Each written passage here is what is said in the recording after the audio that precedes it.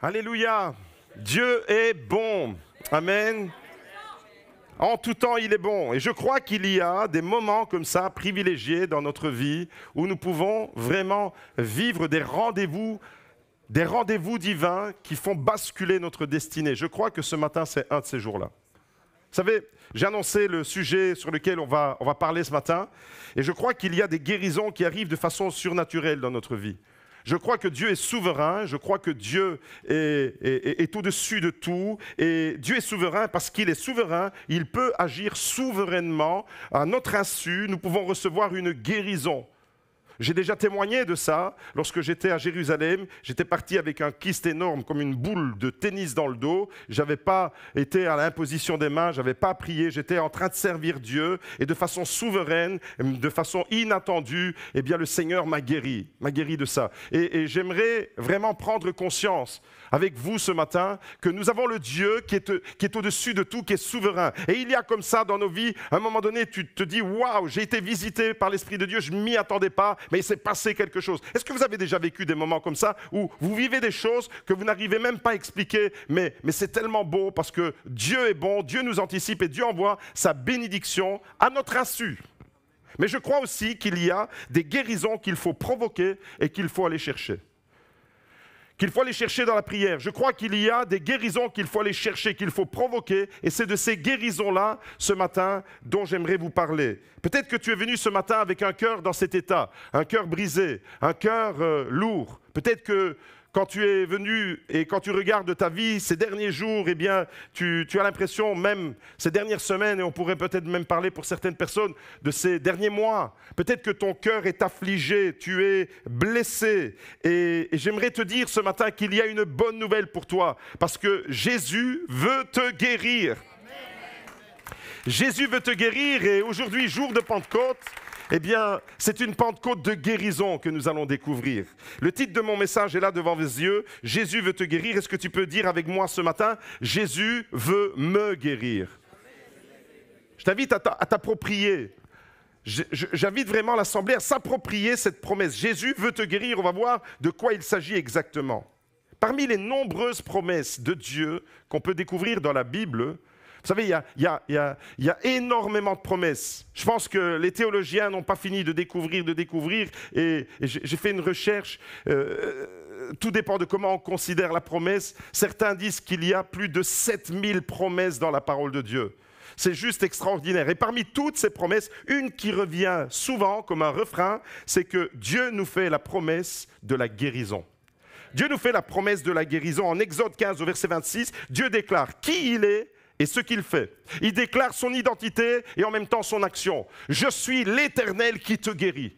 C'est une promesse. Je suis l'Éternel qui te guérit. Il y a quelqu'un qui doit recevoir. Tout à l'heure, j'ai dit active le bouton on/off, mets-le sur on par la foi. Je suis l'Éternel qui te guérit. Jérémie 30, verset 17, une autre promesse qui va dans le même sens. Je te rétablirai.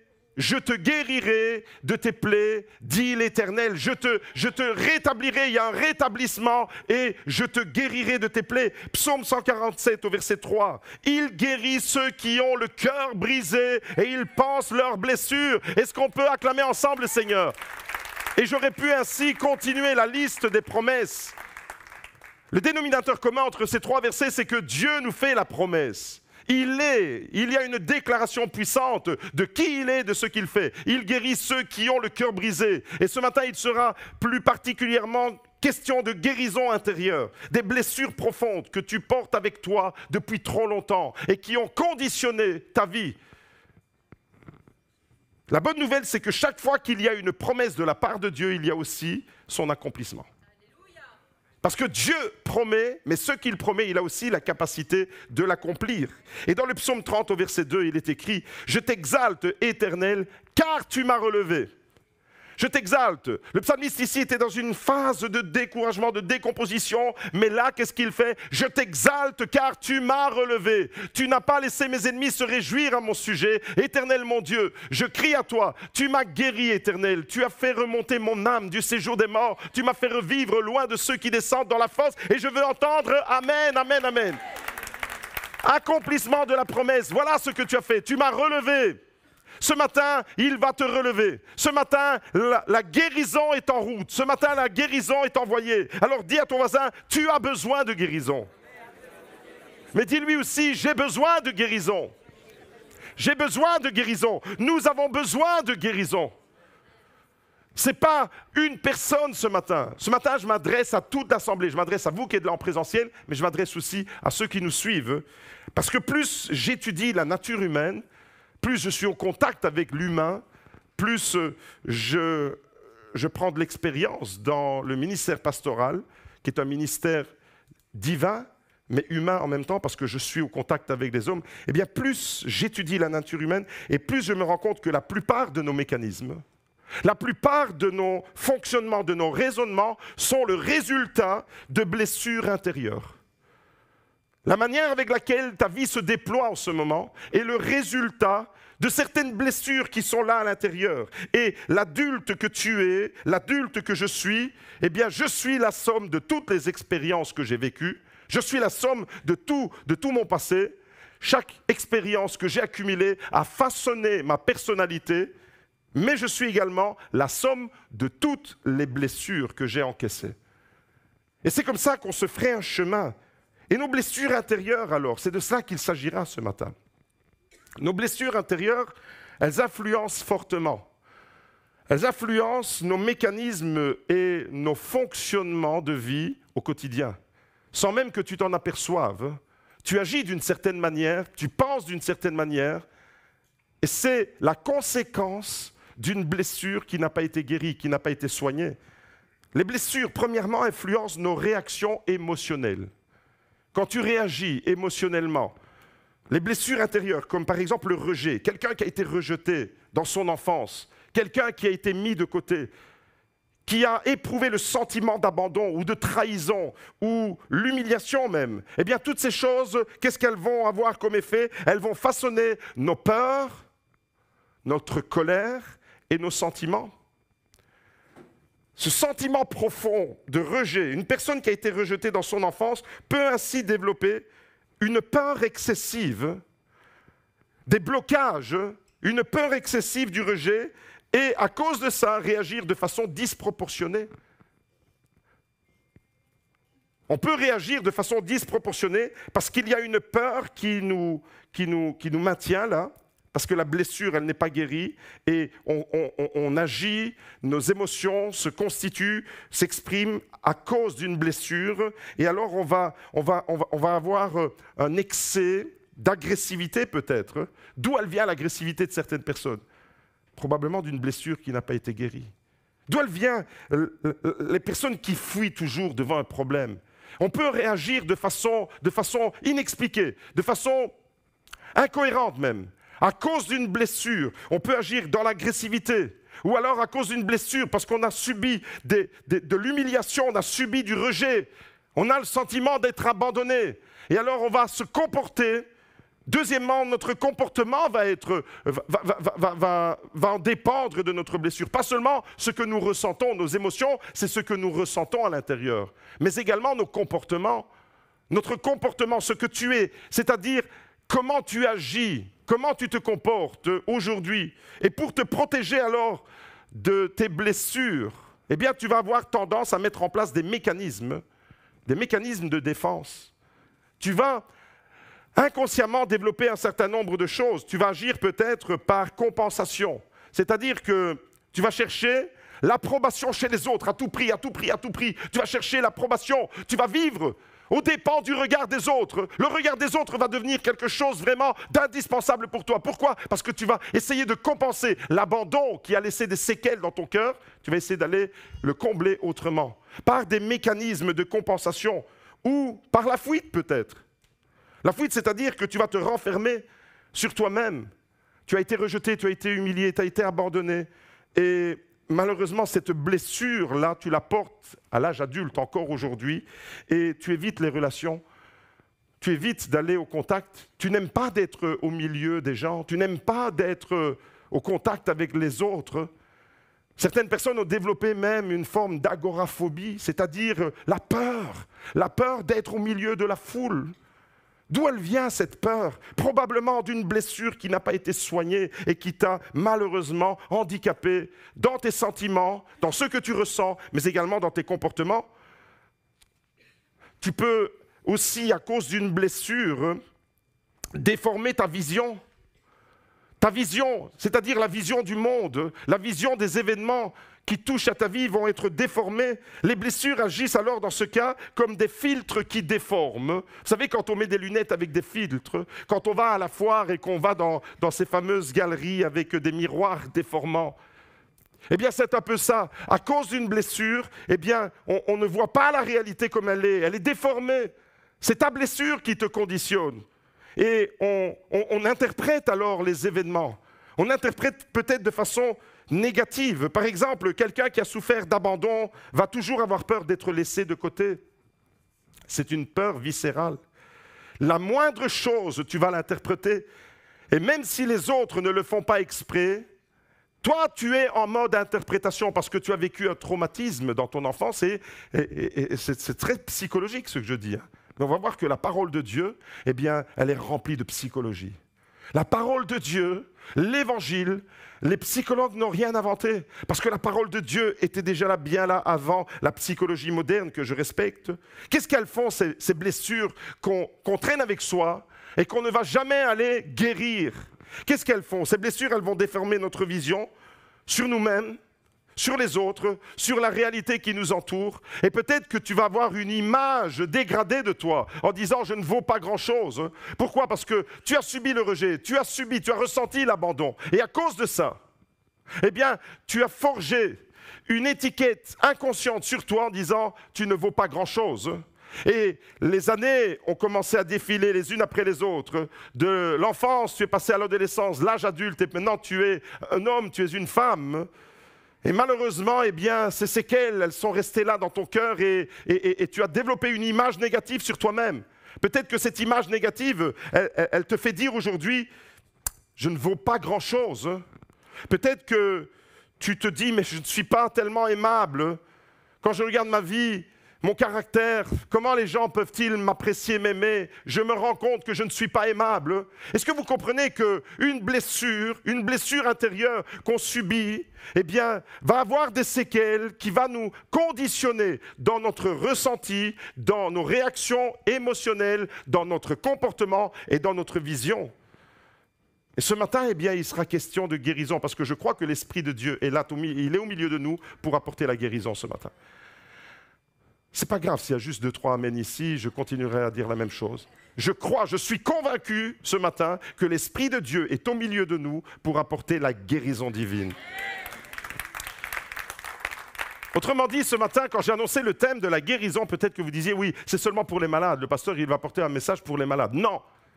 Le pasteur, il apporte un message pour tout le monde, parce que nous sommes tous concernés. Nous avons tous besoin de guérison. Toi qui penses être en bonne santé, eh bien, tu as besoin aussi de guérison. J'ai besoin de guérison. Je dis absolument tous ont besoin de guérison. Pourquoi? Parce que tous, autant que nous sommes, nous avons été blessés par des paroles, par des comportements, par des attitudes, par des situations qui ne nous ont pas laissés sans séquelles. Et bien souvent, quand on entend les témoignages, dans quelques jours on aura des témoignages de baptême ici, eh bien on se rend compte comment la vie des fois d'une personne peut être remplie de souffrances, remplie de blessures. Et il n'y a qu'en Jésus qu'on peut être guéri et restauré pleinement de toutes ces blessures internes qui conditionnent notre vie.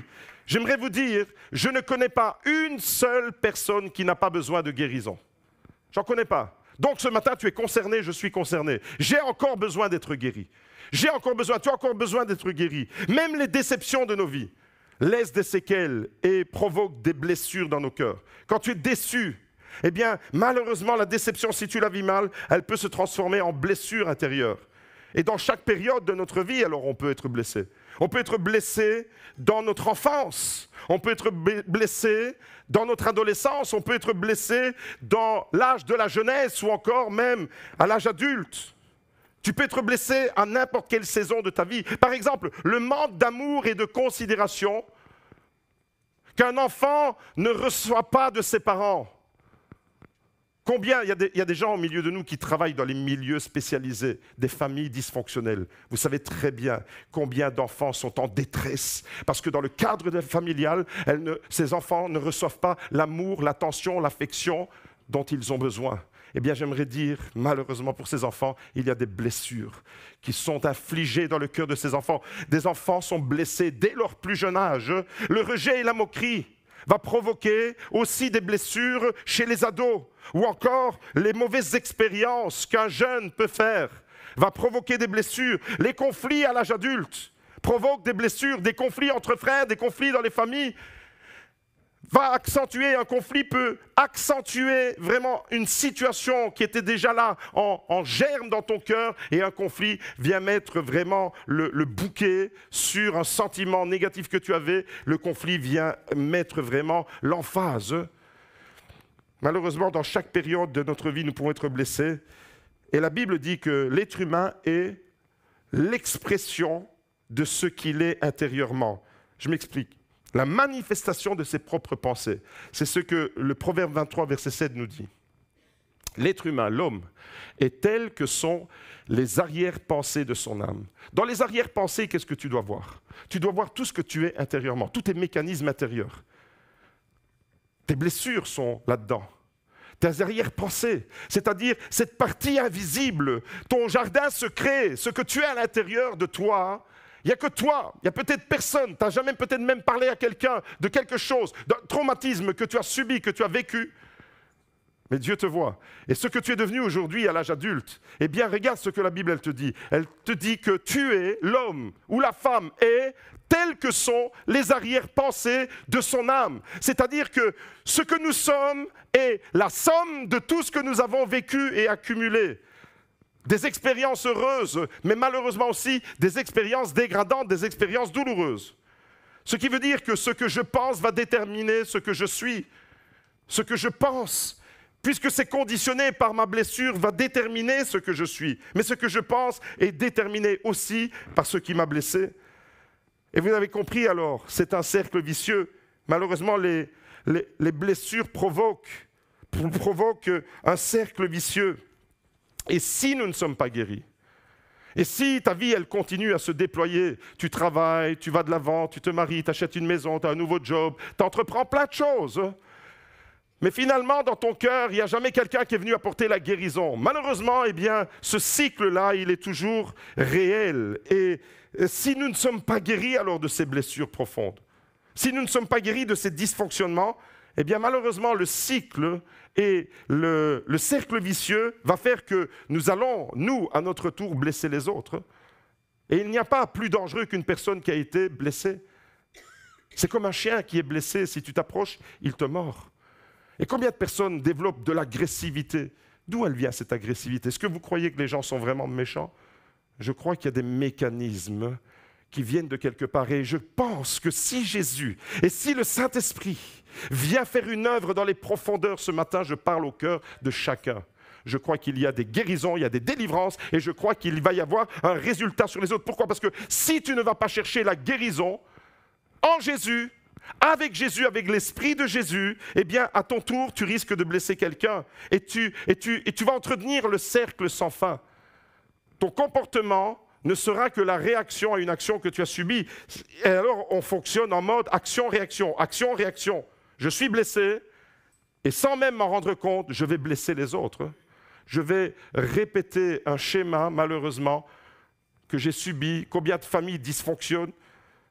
Tu as vécu des mauvaises relations avec tes parents, avec ton père ou avec ta mère, et puis tu te retrouves marié à l'âge adulte et tu reproduis les mêmes schémas dans ta famille et tu n'en as même pas conscience. Tu n'es pas conscient de ça. Le mode action-réaction qui traverse les saisons de ta vie. À un moment donné, tu peux dire stop. À un moment donné, tu peux dire stop à ce cercle, stop à cette spirale infernale. À cause d'une guérison qui ne vient pas, à cause de ce cercle sans fin, les relations fraternelles sont dégradées, les relations deviennent difficiles. Entre nous, les couples et les familles sont affectés à cause de ça, et l'Église peut aussi en payer les conséquences. Et une personne alors qui n'est pas guérie va entretenir des relations compliquées avec les autres. Ça devient compliqué, pas seulement pour toi-même, mais ça devient compliqué surtout aussi dans ta relation avec les autres. Est-ce que vous êtes avec moi ce matin? Est-ce que je suis en train de parler à quelqu'un ce matin? Est-ce que tu peux dire, ça me parle? Est-ce que tu peux dire, oui, franchement, je me retrouve dans tout ça. Je m'y retrouve dans tout ça, parce que c'est vraiment ce que j'ai vécu. Et c'est pour cette raison que la Bible accorde alors une place centrale, une place importante à la guérison et à la restauration de l'âme. La guérison intérieure est la clé d'une vie réussie. Regardez David ce qu'il dit dans le psaume 23 qu'on connaît. Le psaume 23, on le connaît par cœur. Psaume 23, au verset 1. « L'Éternel est mon berger. Je ne manquerai de rien. Il me fait reposer dans de verts pâturages. Il me dirige près des eaux paisibles. Il restaure mon âme. » L'Éternel est mon berger. Il restaure mon âme. Il y a une guérison. Il y a une restauration. La Bible accorde une place vraiment importante dans un autre psaume. Le même David, psaume 34, verset 19, va dire « L'Éternel est près de ceux qui ont le cœur brisé. » L'Éternel est près de ceux qui ont le cœur brisé. Malheureusement, quand tu es dans le découragement, dans les larmes, dans les luttes, quand tu te sens blessé, quand tu te sens incompris, tu as l'impression que même Dieu t'a abandonné. Mais en réalité, c'est le contraire qui est vrai. Parce que Dieu est plus près de toi quand tu as le cœur brisé. Dieu est près de ceux qui sont dans le creux de la vague. Toi, peut-être que dans ton schéma de vie chrétienne, tu as l'impression que Dieu il est avec toi quand tu es au zénith, quand tu es sur le sommet de la montagne. Non, la Bible dit que l'Éternel est près de ceux qui ont le cœur brisé et il sauve ceux qui ont l'esprit dans l'abattement. Peut-être que tu es venu ce matin. Oui, c'est la fête des pères. Mais ton cœur de papa, peut-être, il est blessé. Oui, tu fais un sourire parce que c'est la fête de ton mari, il est papa, mais peut-être que ton cœur de maman, ton cœur d'épouse est blessé. Et ce matin, j'aimerais te donner une parole de la part de Dieu. L'Éternel est près de toi. L'Éternel est près de ceux qui ont le cœur brisé. Et il veut apporter la restauration, la guérison profonde. La Bible accorde une place importante à la guérison de l'âme. Premièrement, parce que Dieu veut restaurer ta vie. Dieu veut te restaurer. Premièrement, parce qu'il s'intéresse à notre vie intérieure. Dieu s'intéresse à ce qui se passe à l'intérieur de toi. Et deuxièmement, parce qu'il veut apporter la guérison dans nos relations. Parce que nos relations, mes amis, nos relations ont besoin aussi d'être guéries.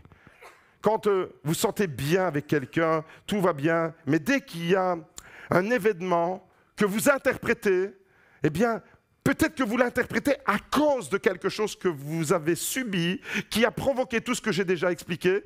Et malheureusement, vous vous retrouvez devant une situation et on met des distances, il y a des froids. Vous n'avez jamais remarqué qu'il y a des froids qui s'installent dans nos relations? Arrêtez de faire les faux culs. Il y a des froids qui s'installent dans les relations humaines. Il y a des froids, il y a des moments où on est waouh, on se sent tout près de quelqu'un parce qu'il nous a invités, parce qu'on est allé manger chez lui, parce qu'on a passé le réveillon de Noël, ou parce que... Et puis à un moment donné, cette personne, eh bien, elle a d'autres relations et elle va faire la même chose avec d'autres personnes. Et toi, parce que tu as un sentiment de rejet, parce que tu as vécu tous ces traumatismes, tu vas te sentir abandonné de cette personne et tu vas commencer à mettre un froid alors que cette personne n'a pas changé. C'est toi qui as interprété les événements. C'est toi qui as fait monter dans ton cœur des émotions négatives et qui a une vision qui est complètement conditionnée. Et j'aimerais dire ce matin que Dieu veut te guérir à l'intérieur, mais Dieu veut guérir aussi nos relations. Dieu veut assainir nos relations. Dieu veut que l'Église soit belle comme nous l'avons chanté, une Église qui se lève et une Église qui est forte, une Église qui est guérie, une Église qui est restaurée dans le relationnel, dans le fraternel, une Église qui est vraie. Ça veut dire qu'à un moment donné, il y a des saisons, tu peux être proche de quelqu'un et puis à un moment donné, pour des raisons X, Y, j'ai parlé tout à l'heure de David et de Karine avec qui on était souvent ensemble quand on était à Liège et puis les chemins de la vie ont fait. Mais ça ne veut pas dire qu'il y a un froid, il y a juste la vie qui nous a séparés pendant un moment. Mais qu'est-ce que ça fait plaisir de revoir les amis. Mais il n'y a pas de conflit, vous comprenez? Malheureusement, on est dans le mode de l'interprétation et on va aller mettre des mots qui ne sont que le résultat de blessures profondes à l'intérieur. Alors ce n'est pas seulement nous-mêmes qui avons besoin d'être guéris, ce sont nos relations. Ce sont nos relations fraternelles. La guérison, elle est aussi pour ce que nous vivons avec les autres. Et Dieu veut nous guérir dans nos relations. C'est vrai entre mari et femme. Dieu veut guérir, Dieu veut restaurer les relations. J'aimerais dire, c'est un échec pour le plan de Dieu quand il y a un couple chrétien qui divorce. C'est vraiment un échec. Parce que Dieu veut restaurer les cœurs. Dieu veut restaurer les cœurs entre mari et femme. Dieu veut restaurer les cœurs entre parents et enfants. Peut-être que tu ne comprends plus la situation. Et tu te renfermes. Ton enfant se renferme sur lui-même et malheureusement s'isole. Dieu veut guérir non seulement ton cœur, mais Dieu veut guérir la relation avec ton enfant, entre frères et sœurs.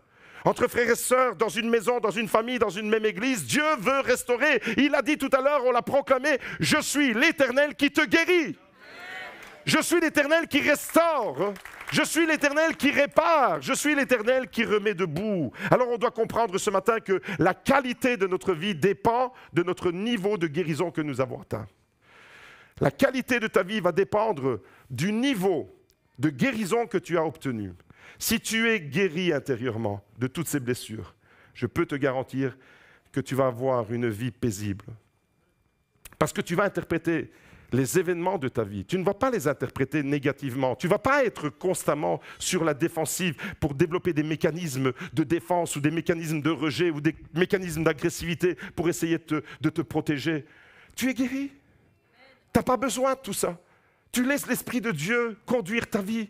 Tu es dans la paix. Jésus a dit, je vous donne ma paix et je ne vous donne pas comme le monde. Et tu vis alors ta vie, vraiment ta vie. Et je crois que quand Jésus a dit, je vous donne ma paix, ce n'était pas pour l'éternité, ce n'était pas pour quand on sera dans l'au-delà, dans le ciel. C'est pour maintenant. Tu peux vivre avec la paix de Dieu dans ton cœur, mais ça passera par la guérison.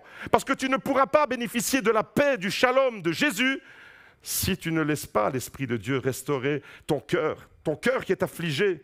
Et plus nous sommes guéris de l'intérieur, plus nous sommes guéris de l'intérieur et plus la qualité de notre vie va augmenter. Quand Jésus dit « Je suis venu pour donner la vie en abondance », c'est une vie de qualité. Il le dit, et il dit « Je suis venu pour que mes brebis aient la vie en abondance ». Une brebis qui est blessée, il veut la guérir et donner la vie en abondance. Une vie de guérison. Et plus nous sommes libérés de nos complexes. Combien de personnes vivent avec des complexes qui ont été entretenus, qui sont nés malheureusement à cause de situations, de blessures profondes? Eh bien, plus nous sommes libérés de nos complexes et plus nous serons vrais et authentiques avec les autres. Et on n'aura pas besoin de jouer un rôle. Tu es toi-même, tu es vrai. Tu laisses l'Esprit de Dieu, te guérir, te restaurer et faire de toi la personne que tu peux devenir. Seul l'Esprit de Jésus peut garantir cette guérison. Je n'ai rien contre les thérapies, au contraire, je les encourage. Mais je crois qu'à un moment donné, toutes les thérapies, quelles qu'elles soient, elles sont confrontées à une limite. L'Esprit de Dieu est illimité. L'Esprit de Dieu peut aller dans les profondeurs. Et je crois que l'Esprit de Jésus, si tu laisses l'Esprit de Jésus agir en toi, la guérison va être réelle. Parce que lui seul a la capacité de descendre dans les profondeurs de tes blocages intérieurs, de tes craintes, de tes angoisses. Lui seul peut te donner la capacité d'entretenir des relations saines avec les autres, des relations vraies, des relations authentiques.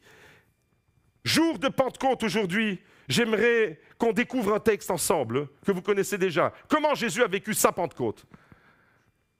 La Pentecôte de Jésus, Luc chapitre 4, à partir du verset 18, on découvre ensemble comment Jésus a commencé son ministère. Et j'appelle ce texte-là la Pentecôte de guérison, la Pentecôte de Jésus. Pourquoi? Parce que regardez comment Jésus va commencer son ministère. Il est à Nazareth, il est dans la synagogue de Nazareth, là où il a grandi, là où il a vécu.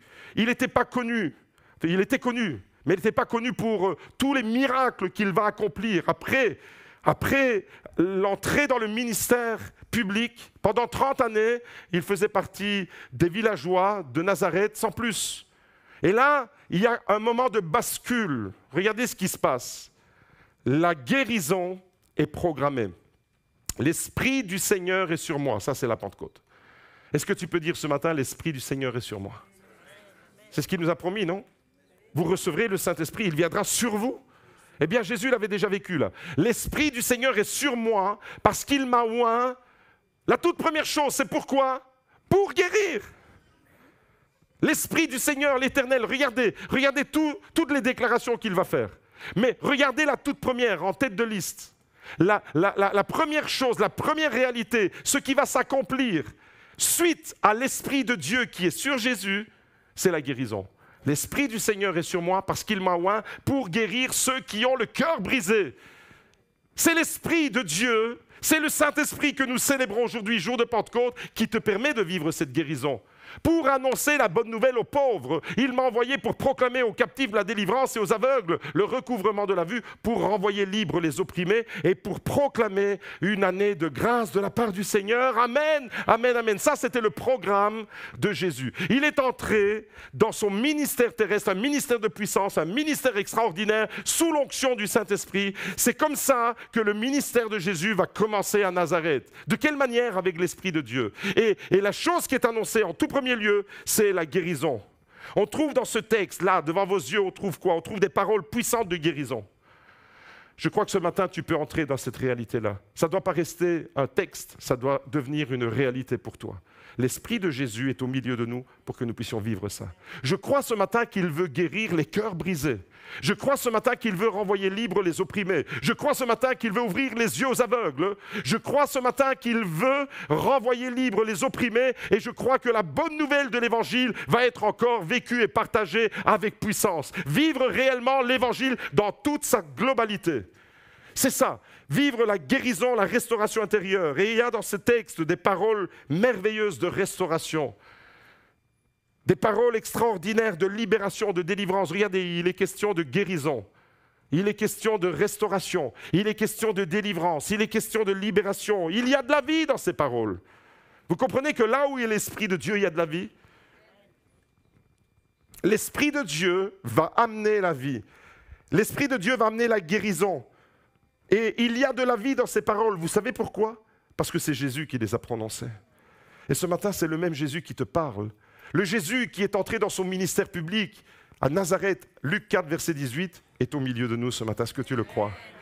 Est-ce que tu le crois? Est-ce que je peux entendre une acclamation pour Jésus, pour ce Jésus-là? Le Jésus qui restaure, le Jésus qui guérit, le Jésus qui relève, le Jésus qui libère, par son esprit. Pentecôte de guérison ce matin, déclare-le avec moi. Pentecôte de guérison. L'Esprit de Dieu est au milieu de nous pour vivre le programme. Ça, c'est le programme que Jésus a poursuivi. Le nom de Jésus est le seul nom qui est efficace en vue de la guérison. Il n'y a pas un autre nom par lequel nous pouvons être sauvés, par lequel nous pouvons être guéris. Et Jésus a commencé son ministère de cette façon, et c'est exactement ce qu'il veut faire au milieu de nous. Alors écoute-moi bien, mon frère, ma soeur, ce matin, Jésus veut te guérir profondément, et il veut apporter une transformation durable dans ta vie. Pas une petite victoire d'un jour, pas une petite bénédiction du dimanche matin, waouh, il y avait l'onction, et puis le lundi matin, tu retombes dans ta vie, dans ta routine, tu replonges dans le brouillard. Combien de fois, je me souviens de ce frère un jour qui est venu me voir, me dit, pasteur, quand je suis à l'église, c'est tellement beau, c'est tellement merveilleux, la louange, la prédication, je vis, je me sens vraiment extraordinairement béni. Dès que je rentre à la maison, même pas le lundi, le dimanche après-midi, dès que je rentre à la maison, tout s'écroule. Comment c'est possible ça? Tu dois entretenir, je crois que Dieu ne veut pas une petite bénédiction, Dieu veut que tu entres dans un cycle de bénédiction.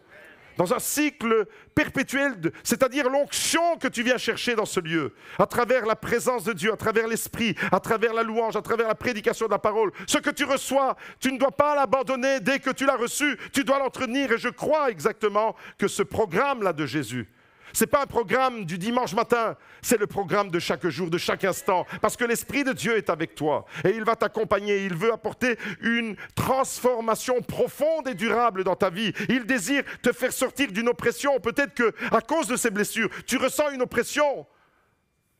Il y a quelqu'un peut-être ce matin, hein, quand tu vas te coucher, quand tu te couches, tu sens un poids ici qui t'écrase. Il y a une oppression, tu ne sais pas te l'expliquer, tu ne sais même pas pourquoi. Jésus veut te guérir de ça. Jésus veut te libérer de cette oppression, de la prison de tes sentiments. Tu vis dans tes sentiments.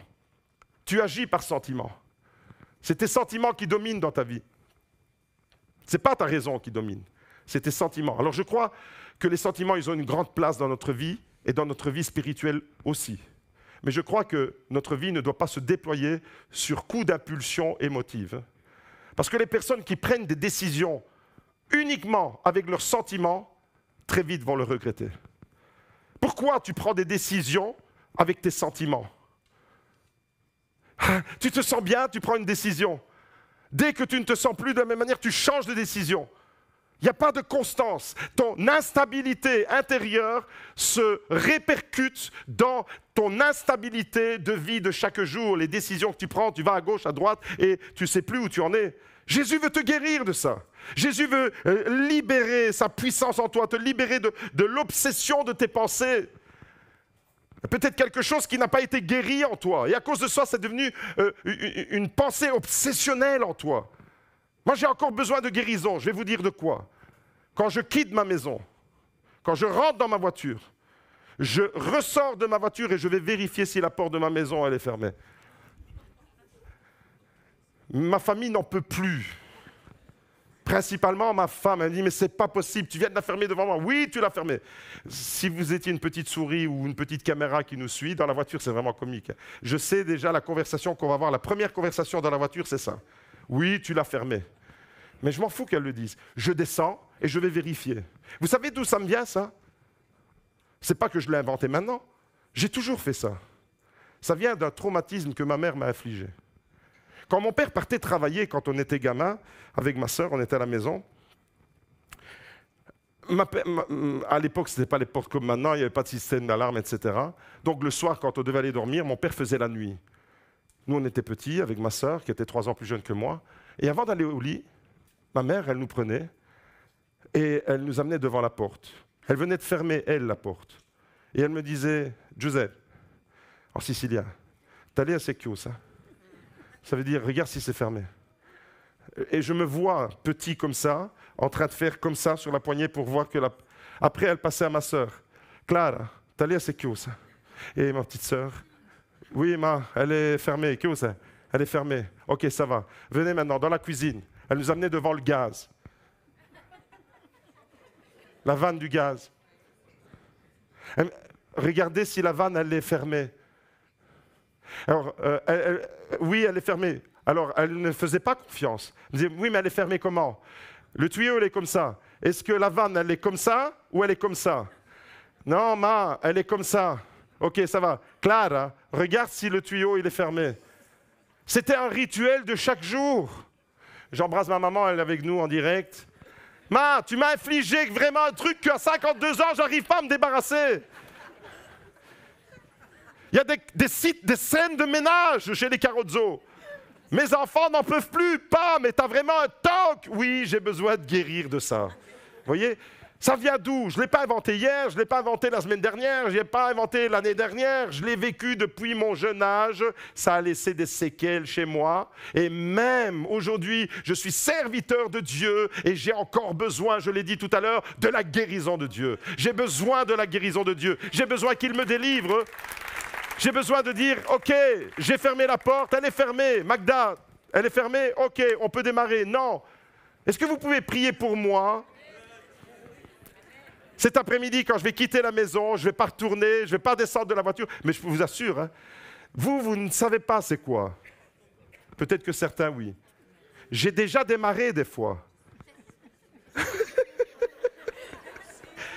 C'est pas que je suis dans la voiture et que la voiture n'a pas démarré. J'ai déjà démarré et je suis déjà arrivé au carrefour. Et là, alors, les pétages de plomb de Magda, vous ne pouvez même pas vous imaginer. Tu ne vas pas retourner? Si. Marche arrière. Je descends de la voiture et je vais vérifier la porte. Vous comprenez? Alors on en rit, mais c'est des blessures intérieures. Je crois qu'il y a des choses comme ça qu'on porte. Alors ça, c'est pas trop grave. C'est pas trop grave que tu descendes de la voiture. Bon, si j'arrive à Bruxelles et que je me dis mince la porte et que je reviens, là ça commence à poser un problème. Si je suis à Tonnerre-Pile, je me dis est-ce que j'ai fermé la porte à Baudour? Ça pose vraiment un problème. Mais il y a des situations malheureusement qu'on porte depuis son plus jeune âge à l'intérieur qui conditionnent notre vie. Et malheureusement, ce n'est pas uniquement des questions de vannes ou de portes fermées ou ouvertes. C'est bien plus grave que ça. Et il y a des dysfonctionnements comme ça qui peuvent s'installer. Je crois ce matin que Jésus veut nous libérer de nos obsessions de pensée. Je crois ce matin, je crois que ce message, avant de vous le prêcher à vous, je me le prêche à moi. J'en ai besoin. J'ai besoin de guérison. Tu as besoin de guérison. Nous avons besoin de guérison. Jésus veut nous guérir. L'Esprit du Seigneur est sur moi. Il m'a oint pour guérir les cœurs brisés. Ce matin, il veut guérir des cœurs brisés. C'est son merveilleux programme. Son programme n'a pas changé. Le programme de Jésus pendant son ministère, c'était ça et c'est encore le même. Mais attention, mes amis, j'aimerais vous dire que ça ne se fait pas automatiquement. Il y a certaines guérisons, comme je disais, qui sont inexpliquées. Elles arrivent dans notre vie, on n'a pas prié pour, et puis tout d'un coup, tu es guéri, tu es restauré, tu es libéré. Il y a des personnes qui sont libérées du tabagisme, de la cigarette, comme ça, sans même s'en rendre compte. Ce n'est pas qu'elles ont demandé la prière au pasteur, l'imposition des mains. Elles marchent avec Dieu et dans leur vie de chrétien, tout d'un coup, elles ne ressentent plus le besoin de fumer. Elles ont été libérées, elles ont été restaurées, elles ont été libérées instantanément. Dans d'autres cas de figure, ça ne se passe pas comme ça. Il y a des guérisons qui sont souverainement organisées par Dieu. Mais souvent, Dieu agit avec notre collaboration. Souvent, Dieu agit avec notre manière de mettre notre foi en jeu. Et ce n'est pas parce que ce matin, tu as entendu ce message, que tu es là, peut-être que tu le suis en ligne, que tu vas recevoir automatiquement la guérison. Ce n'est pas automatique. Pour être guéri, attention maintenant, on vient de découvrir jusque-là ce que Dieu veut faire, les promesses et le Dieu qui accomplit toujours sa promesse. Mais pour être guéri maintenant, on va découvrir toi, comment tu dois te comporter, comment moi je dois me comporter pour être guéri, pour entrer dans le programme de Jésus. Le programme de Jésus, on l'a entendu. L'Esprit du Seigneur est sur Jésus pour guérir les cœurs brisés, pour libérer les captifs, pour renvoyer libres les opprimés, pour annoncer une année de grâce de la part du Seigneur, pour annoncer une bonne nouvelle. Ça, c'est le programme de Jésus. Maintenant, toi, par rapport à ce programme, pour être guéri, tu dois pas seulement entendre ces paroles, tu dois y entrer. Tu dois entrer dans le programme. Tu dois te les approprier, ces paroles. Tu dois t'approprier par la foi. Tu dois t'imprégner des paroles de Jésus. Tu dois vraiment laisser les paroles de Jésus entrer en toi. Par sa parole, il te guérit. Par sa parole, je crois ce matin que si tu collabores avec Jésus, par la foi, et que ces paroles-là, tu dis Seigneur, je crois que c'est ce que tu veux, et je veux entrer, je veux m'imprégner de ces paroles. Je crois ce matin qu'il y a quelqu'un qui est venu avec un cœur lourd, avec une âme blessée. Je crois ce matin que tu vas sortir de ce lieu. Si tu entres dans les paroles de Jésus, si tu t'appropries réellement les paroles de Jésus, je crois que tu vas quitter ce lieu dans la guérison. Je crois fermement, je crois ce matin, je crois qu'en quittant ce lieu, je n'aurai plus besoin d'aller fermer et vérifier si la porte elle est fermée. L'Évangile nous raconte l'histoire d'un homme qui souffre physiquement, psychologiquement et spirituellement. Et comment ça se passe exactement? Marc chapitre 1, verset 40, un lépreux. Vous savez, la lèpre, c'était une maladie répugnante et une maladie qui était visible. De loin, on voit un lépreux, on le reconnaît. Un lépreux vint à lui. Il vient devant Jésus, il se jette à genoux et lui dit d'un ton suppliant, « Si tu le veux, tu peux me rendre pur. » Il y a quelqu'un qui doit dire ce matin avec le lépreux, « Si tu le veux, tu peux me guérir. » Tu peux le dire, tu peux le déclarer. Regardez Jésus, Jésus ému de compassion, il tendit la main, le toucha et dit, « Je le veux, sois pur. » Aussitôt, la lèpre le quitta et il fut purifié. Amen, amen, amen. La parole de Dieu nous dit qu'il était lépreux, cet homme. C'est-à-dire un homme qui est atteint d'une maladie qui est visible. C'est explicite. La maladie, on la reconnaît. Le lépreux, on le reconnaît de loin. Mais ce que ce texte ne dit pas, c'est ce qu'il y a dans la sphère invisible. C'est qu'il y a une souffrance chez cet homme qui est implicite. Une souffrance invisible. Vous savez, des fois, il y a des souffrances que vous voyez chez les gens, et quand elle est visible, vous avez de la compassion.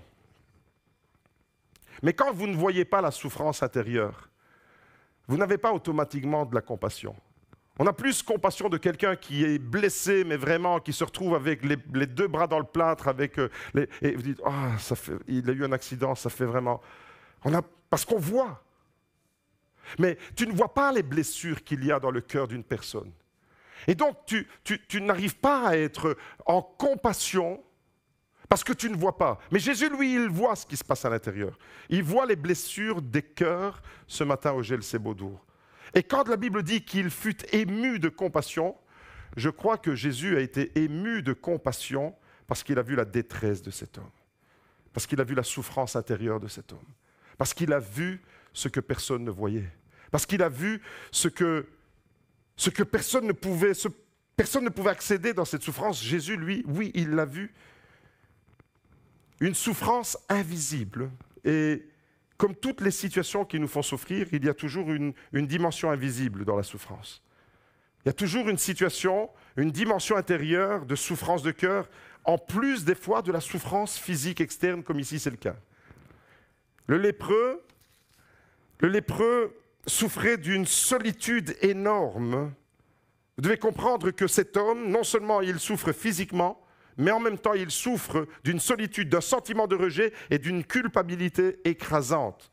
Mais à partir de cette histoire, le lépreux va actionner le bouton on-off, il va le mettre sur on. Est-ce que ce matin tu es prêt à dire, Seigneur, je veux mettre le bouton moi aussi sur on. Je veux entrer dans le programme de guérison de Jésus. Alors la première clé qu'il nous apprend, c'est qu'il s'agit pour être guéri de dépendre à 100% de Jésus et de sa compassion. Tu dois dépendre à 100% de Jésus. Ce matin, fais confiance totale à Jésus. Dépendre à 100% de Jésus. Cet homme va placer sa confiance entièrement entre les mains de Jésus. La Bible dit qu'il vient se jeter aux pieds de Jésus. Il vient se jeter là et il reconnaît que Jésus peut le guérir. Ce matin, la première clé, c'est que tu dois dépendre 100% de Jésus, de sa compassion. Dépendre à 100%. Est-ce que ce matin, tu as envie de dire, Seigneur, sur mes blessures, sur ma souffrance, sur ce que les autres ne voient pas, sur ce que moi, je n'ai même pas conscience, je veux dépendre de toi et je veux croire que le programme de Nazareth, c'est encore le programme pour nous aujourd'hui. Regardez cet homme, il vient devant Jésus, il dit, si tu le veux, tu peux me rendre pur. Ça veut dire quoi? Ça veut dire qu'il a confiance, une confiance totale en la capacité de Jésus, dans la puissance de Jésus. Cet homme sait que Jésus est capable. Il dit, si tu le veux, tu peux. Il y a les deux verbes, si tu veux, tu peux.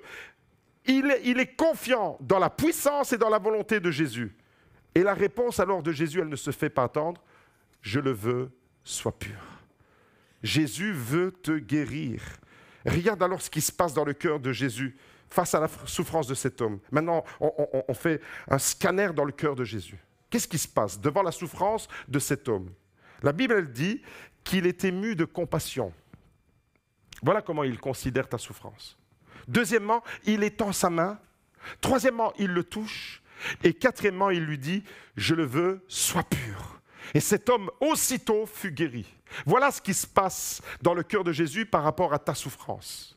C'est qu'il est ému de compassion. Le premier regard, c'est un regard de compassion parce qu'il voit ce que personne ne voit. Ensuite, il étend sa main, il vient te toucher et il veut que tu sois purifié. Et ce matin, alors, le Seigneur te dit, je veux le faire, je peux le faire et je vais le faire. Dis à ton voisin, je peux le faire, je veux le faire, je peux le faire et je vais le faire. Je vais te guérir. Deuxième clé, et l'équipe de louange peut me rejoindre, deuxième clé, tu dois prendre conscience, cet homme doit prendre conscience de ce qui le fait souffrir réellement. Il s'agit de conscientiser ta souffrance, être vrai et lucide devant ta souffrance. Prendre conscience, ça veut dire quoi? Ça veut dire que le lépreux n'est pas resté dans l'ignorance, il reconnaît clairement sa condition. Il reconnaît sa condition, ça veut dire quoi? Ça veut dire qu'il ne cache pas. Il n'est pas dans le déni. Malheureusement, beaucoup de personnes restent dans leur souffrance parce qu'elles sont dans le déni, parce qu'elles ne reconnaissent pas leurs besoins. Elles ne reconnaissent pas vraiment. Peut-être que tu veux voir Dieu agir dans une situation, mais tu es dans le déni. Et malheureusement, à cause de ton déni, parce que tu ne vois pas la réalité en face, à cause de ton déni, tu ne vois pas la main de Jésus agir sur ta vie. Cet homme, il n'est pas dans le déni. Il va conscientiser sa souffrance, c'est-à-dire qu'il sait exactement quelle est sa condition. Et il vient se jeter aux pieds de Jésus. Et pour vivre la guérison, mon frère, ma sœur, ce matin, si tu veux vivre la guérison, lève la main.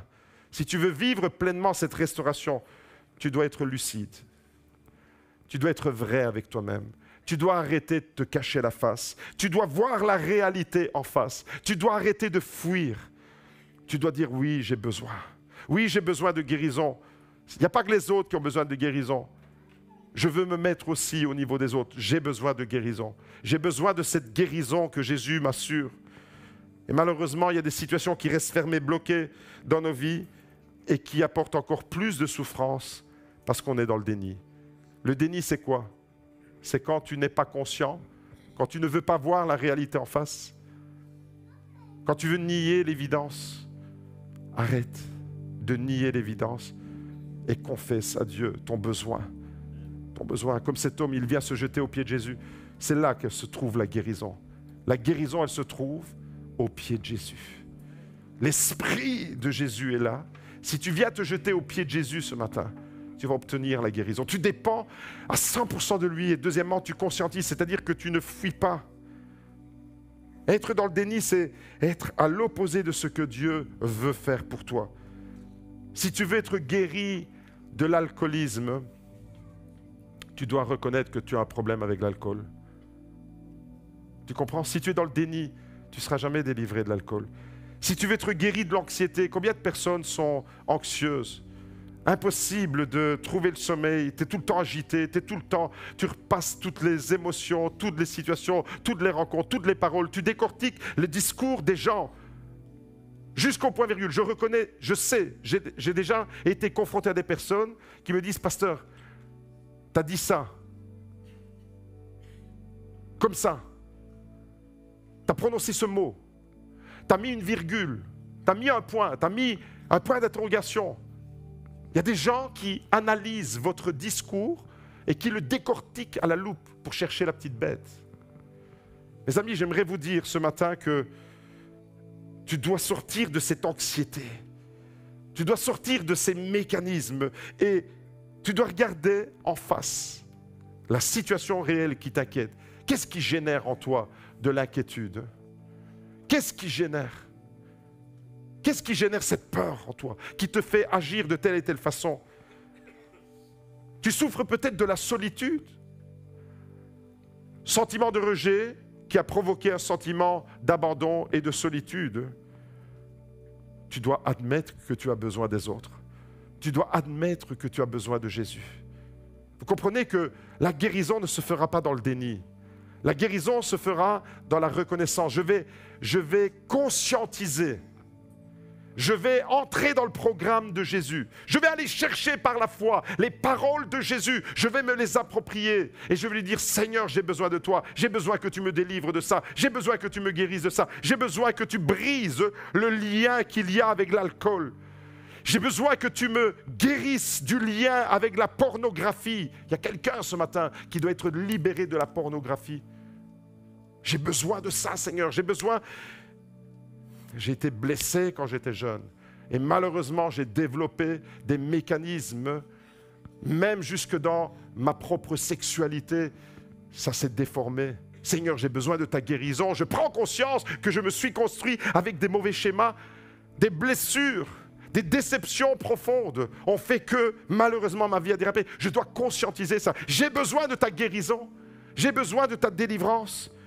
La vérité sur nos blessures est le premier pas vers la guérison. Être vrai avec soi-même. Sois vrai avec toi-même. Ne te cache plus la face. Reconnais ton besoin. Reconnais ton réel besoin. Tu as besoin de Jésus. Tu as besoin de l'Esprit de Jésus ce matin. La troisième clé que nous apprend ce récit, premièrement, il dépend 100% de Jésus. Deuxièmement, il conscientise. Troisièmement, il faut désirer le changement. Il faut vraiment le vouloir, ce changement. Il faut le désirer et le vouloir sincèrement. Vous savez, la Bible, souvent, quand Jésus guérit un malade, il dit « Que veux-tu que je te fasse ?»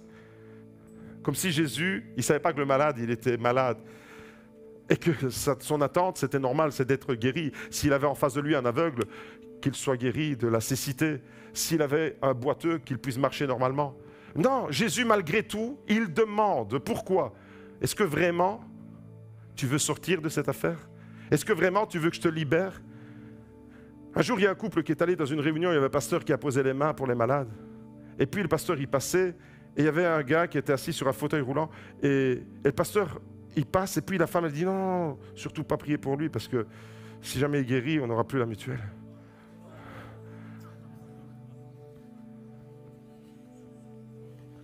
Mes amis, est-ce que tu veux vraiment le changement? Est-ce que tu veux vraiment la guérison? Est-ce que tu veux vraiment vivre le programme de Jésus? La Bible dit que certaines personnes préfèrent rester dans l'aveuglement avec un cœur endurci, sans être guéris, pourvu qu'ils ne se convertissent pas. La Bible est claire là-dessus. Malheureusement, dans certains cas, la non-guérison de certaines personnes est un choix. Peut-être que tu es dans la non-guérison et que c'est ton choix. Alors tu resteras avec les conséquences, avec les séquelles d'une vie compliquée qui deviendra toujours plus compliquée. Mais tu as aussi le choix de pouvoir entrer dans le programme de Jésus ce matin. Tu as aussi le choix de dire, Seigneur, je viens à tes pieds, comme ce lépreux. Je viens apporter ma détresse devant toi. Je viens apporter non seulement ma lèpre, mais je viens apporter ma détresse profonde, intérieure. Je viens te la déposer à tes pieds. Je viens me mettre sous ton autorité. Je viens conscientiser mon besoin.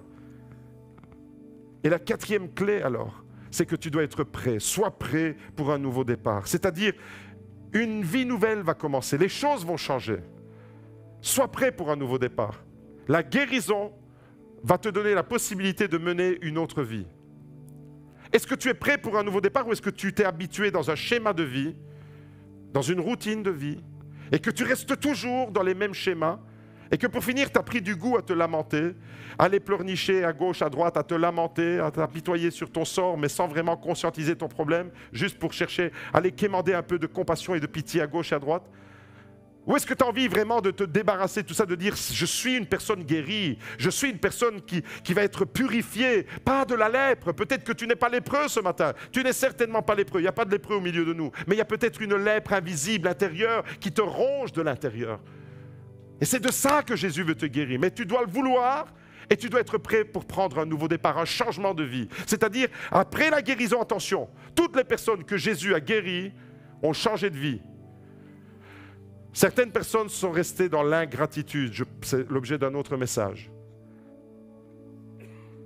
Mais les personnes qui marchent dans l'Esprit de Dieu, une fois qu'elles sont guéries par Jésus, leur vie va changer. Leur vie va prendre un nouvel élan. Et ce matin, c'est ce qu'il veut pour toi. Alors si tu veux vivre pleinement ce programme, et si tu veux ce matin dire, Seigneur, j'ai besoin de cette guérison, j'ai besoin de cette restauration intérieure. Tu es près de ceux qui ont le cœur brisé. À cause d'un cœur brisé, ma vie s'est déployée de telle et telle façon. Mais ce matin, je viens m'abandonner, je viens me jeter à tes pieds. Si tu veux vivre ça, alors je t'invite à faire quelque chose ce matin. Tiens-toi debout là où tu es. Tiens-toi debout là où tu es, de dire, Seigneur, ce matin, j'ai besoin de toi. J'ai besoin de ta grâce. J'ai besoin de ce changement radical. La guérison va amener un changement radical. Si Jésus te guérit, ce n'est pas pour que tu restes avec tes blocages. Et en venant chercher ce matin la guérison auprès de Jésus, en venant chercher la guérison au pied de Jésus, cet homme, le lépreux, a fait un choix déterminé. Un choix déterminé qui a brisé l'isolement social et religieux. Sortir des blocages, sortir de tes schémas.